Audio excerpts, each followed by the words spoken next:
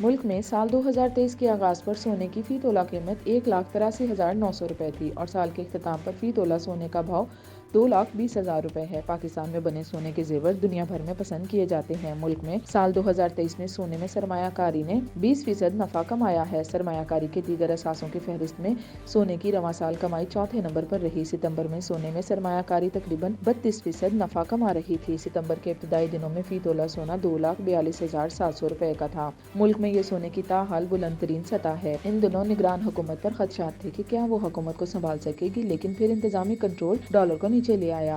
انتظامی کنٹرول کے دنوں میں 12 ستمبر سے 10 اکتوبر تک سونے کا بھاؤ جاری کرنے کا سلسلہ موقوف رہا۔ اس دوران سونے کی کم ترین سطح 1,83,400 روپے بھی رہی۔ انتظامی کنٹرول مکمل ہونے کے بعد ریٹ جاری کرنے کا سلسلہ بحال ہوا تو سونے کی عالمی قیمت پاکستان میں $20 پریمیم پر جاری کرنے کا سلسلہ شروع ہوا۔ سال 2023 میں ہوئی 30% مہنگائی سے سونے نے کم منافع کمایا ہے۔